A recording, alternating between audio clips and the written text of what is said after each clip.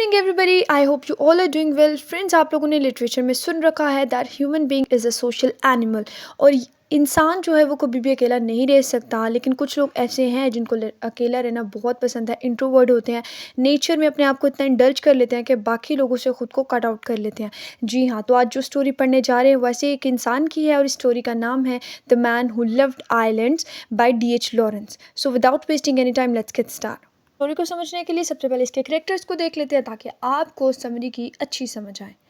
तो इस स्टोरी का सेंट्रल फिगर या एक ही कैरेक्टर है, बाकी सब माइनर हैं जिसके लिए आप जानना आपका बहुत जरूरी है। उसका नाम है कैथकार्ड। कुछ लोग इसको कैट हार्ट लिखते हैं या पढ़ते हैं, लेकिन वो मिस इंटरप्रेट करते हैं इस चीज़ को, और ये मिस प्रिंटेड बाय चांस हुआ था। मतलब ऐसे जैसा कोई वर्ड नहीं है, लेकिन जो राइटर ने वर्ड लिखा है या राइटर ने जो नाम लिखा है वो कैथकार्ड लिखा है। ठीक है, ये है वो इंसान जो एक आइलैंड से दूसरे आइलैंड और दूसरे आइलैंड से तीसरे आइलैंड पे जाता है। और ये बहुत ही तन्हाई पसंद इंसान है और इसको अकेला रहना पसंद है, नेचर को प्यार करता है। लेकिन उसके कॉन्सिक्वेंसेस इसको क्या मिलते हैं इन द लास्ट, चलिए देखते हैं।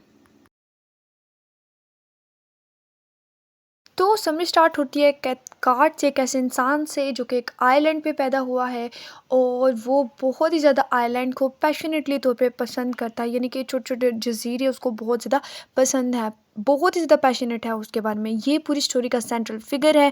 पूरी स्टोरी जो है इसके राउंड अबाउट घूमेगी। ठीक है, और इसको तन्हा रहना बहुत पसंद है, फूलों का नॉलेज रखना इसको बहुत पसंद है, जिसपे ये किताब भी लिख रहा है और एंड तक उसको पब्लिश करवाने के बारे में कभी सोचता भी नहीं है। खैर, ये जिस आइलैंड पे पैदा हुआ है उस पे बहुत ज़्यादा लोग जो हैं वो रहते हैं, लेकिन इसको बहुत ज़्यादा शोर शराबा नहीं पसंद। इसकी जो एज है वो ऑलमोस्ट 38 और 39 के राउंड अबाउट है। और ये सोचता रहता है कि एक दिन ये अपना जो है वो आइलैंड ख़रीद लेगा, लाज़मी ख़रीद लेगा, क्योंकि इसको बहुत ज़्यादा पसंद है।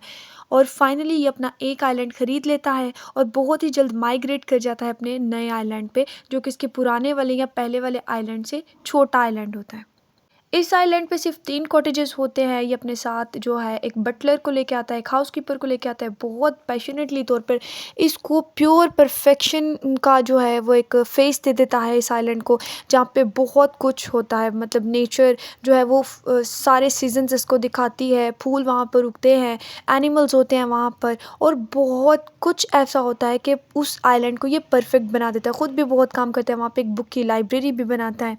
या बहुत से लोग जो हैं वो इसके साथ आके यहाँ पे रहना शुरू हो जाते हैं और ये उनको किराए पे वो जगह देता है रहने के लिए।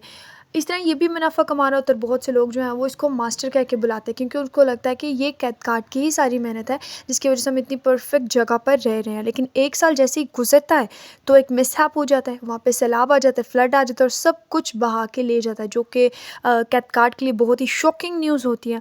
बहरहाल इसके अलावा वो कर भी क्या सकता था। इसके बाद वो सोचता है कि वो इसको एनिमल फॉर्म बना देगा, लेकिन जैसे ही वो एनिमल फॉर्म बनाता है तो भी इसके साथ बहुत ज़्यादा मिसहैप होते हैं। जो गायें हैं वो पहाड़ की क्लिफ से नीचे गिर जाती है और मर जाती है। पिग्स को बहुत बुरी तरह जो है बीमारियां लग जाती हैं, बहुत ही अजीबोगरीब, जो किसी की समझ में नहीं होती। लोगों की जो फैमिलीज़ हैं उसके अंदर एक दूसरे के लिए नफ़रत पैदा होना शुरू हो जाती है और सब एक दूसरे को भला बुरा कहते हैं। जो ज़मीन है वो उन्हें फसल उगाने नहीं देती और बल्कि उनका सारा पैसा खा जाती है। खा कैसे जाती है, ये एक मेटाफर यूज़ हुआ हुआ है, यानी वो जितने भी पैसे उस पर लगाते हैं उनको रिटर्न नहीं होते। 5 साल गुजरते हैं तो गुस्से की वजह से जो हमारा कैथकार्ड है वो ये जगह बेच देता है एक ऐसी कंपनी को, जो यहाँ पर हनीमून रिजॉर्ट बनाएंगे और गोल्फ क्लब के लिए जगह बनाएंगे। ठीक है, और इसके बाद वो माइग्रेट कर जाता है दूसरे आइलैंड पे जो इससे छोटा होता है और अच्छा होता है, और वहाँ वो अपने साथ बहुत ही कम और सिंसियर लोगों को लेके जाता है। जैसे एक हाउसकीपर होता है, एक बटलर होता है। हाउसकीपर पहले वाला इसको छोड़ के चला जाता है, ये न्यू रखता है। ठीक है, एक विडो होती है और वो कुक होती है, और एक विडो की बेटी होती है जिसका नाम होता है फ्लोरा। पिछले आइलैंड के एक्सपीरियंस से इस आइलैंड पे वो कुछ भी ऐसा नहीं करता कि वो नेचर को सजाने की या उसे चेंज करने की कोशिश नहीं करता उस आइलैंड को, और वैसे ही वहाँ पे रहता है। जो विडो होती है और उसकी बेटी होती है उसके लिए तरह तरह के खाने बनाते हैं, जिसकी वजह से जो हमारा कैथकार्ड है वो जो उसकी बेटी है यानी फ्लोरा की तरफ जो है ट्रैक होना स्टार्ट हो जाता है, और वो दोनों एक रिलेशनशिप में आ जाते हैं। जिसके बाद जो फ्लोरा है वो उसको लेटर लिखती है कि वो एक्सपेक्ट करना स्टार्ट हो गई है और उसके बेबी की मदर बनने वाली है। अब कैथकार्ड के लिए उसकी सारी डिज़ायर्स जो थी फ्लोरा के लिए मर चुकी थी, वो बेजार हो गया था इन सारी चीज़ों से। लेकिन वो बेबी के बर्थ होने की वेट करता है और उससे शादी कर लेता है, और जैसे ही उनकी बेटी होती है तो हमारे गार्ड साहब जो हैं सबको छोड़-छाड़ कर वो तीसरे आइलैंड पे चले जाते हैं जो सबसे छोटा होता है और वहाँ पर इतने दरख्त भी नहीं होते, इतनी नेचर भी नहीं होती, सिर्फ़ वीरानियाँ होती हैं। जब वहाँ पे समर्स होते हैं उस आइलैंड पे, तीसरे वाले आइलैंड पे, तो तब वो बहुत खुश होता है, उसे अच्छा लगता है। वो इतना खामोश हो जाता है, इतना खामोश हो जाता है कि उसको अपनी आवाज़ कभी-कभी सुन के डर लगता है, ठीक है?